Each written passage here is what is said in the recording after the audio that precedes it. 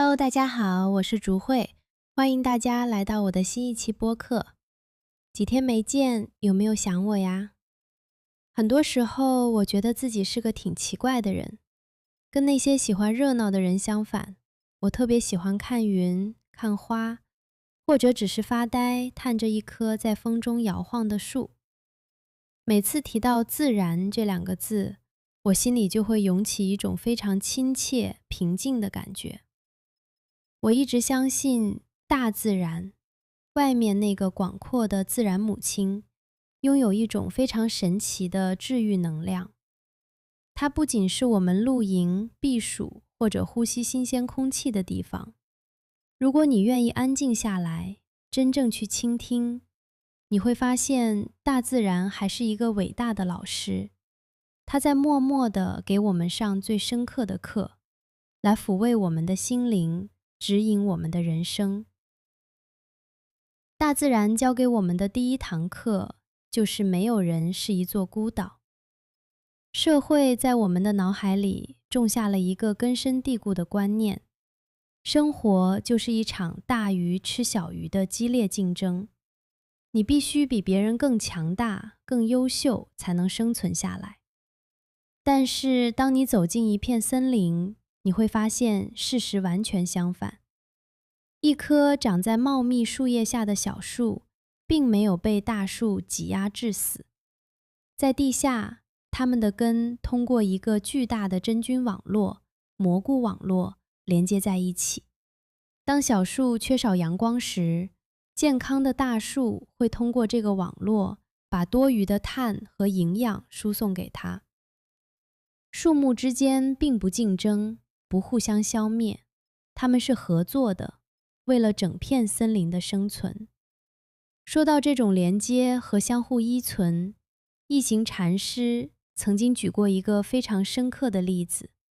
他拿起一张白纸，说，如果你深入地看这张纸，你会看到一朵在飘的云，看到阳光，看到小溪，看到伐木工人，甚至看到伐木工人吃过的那块面包。宇宙中的万物都是交织在一起的。生存的核心法则从来不是自私的互相踩踏，而是包容、互相帮助，以及我为你，你为我的精神。除了人与人之间的连接，当我们往森林深处走去，大自然还在提醒我们另一件事，那就是停止评判，尊重不同。我们人类从原始时代起就有一种病，喜欢把所有东西分类。我们走进森林，自己定义，鹿或者老鹰是好的，而苍蝇、蚊子是没用的。但事实是，苍蝇是分解大师，能帮我们消灭成千上万的害虫幼虫，保护庄稼。蚊子又是鸟类、鱼类、蜥蜴等成千上万种生物的食物来源。用非黑即白的非好即坏的眼光来评判万物，就像我们自己建了一堵墙，把自己和世界隔开。在自然界中，没有任何东西是完全没用的，而多样性正是力量的钥匙。一个生态系统越多样，它的抵抗力和灾后恢复能力就越强。你的生活也是一样，如果你只有一种收入来源，只和一种人交朋友，只接受和自己一模一样的意见，你就是把自己放在了脆弱易碎的位置上。接受别人的不同，少一点评判，你会发现自己的心变得更宽广、更包容。不仅如此，大自然还向我们展示了一种极妙的生活艺术，学会节省能量。我们总是骄傲地认为人类做事效率很高，但和大自然相比，我们在没用的事情上浪费了太多能量。你观察过树懒吗？它倒挂在树上，做一切都很慢。很多人看着觉得着急，但这其实是为了最大程度的节省能量而聪明进化的结果。它不像那些忙碌跳来跳去的猴子，贪婪地抢食物，结果随时都在消耗能量。我们人类经常感到精疲力尽，不是因为体力劳动，而是因为想得太多，嫉妒太多，要求太多。为了高效的生活，我们要顺应自然，有节奏的工作，知道什么时候该全力以赴，什么时候该退下来休息，并且放下一些贪念。一群迁徙的大雁绝对不会拼命逆着风暴飞，它们懂得收起翅膀，耐心等待。最后，也是大自然给我最震撼的一堂课，是关于在火海中重生的力量。生活中没有人想遇到灾难，我们总是执着于让自己保持绝对的安全。但如果你仔细观察，你会发现大自然总是隐藏着从灰烬中重生的惊人力量。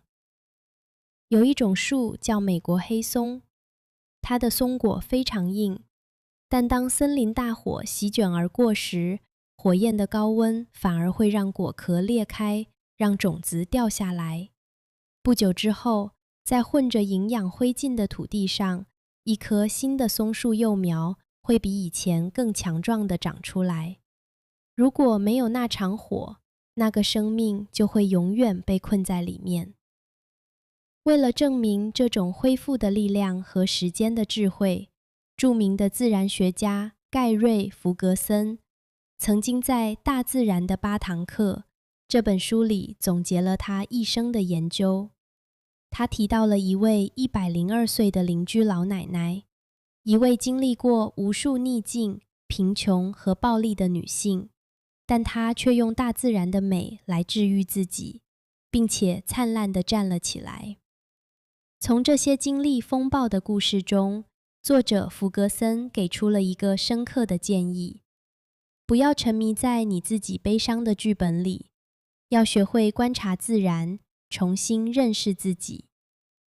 那些起起落落、失去或痛苦，不是为了摧毁你，而是打破你旧外壳的火种，帮助你重生为一个更坚强的自己。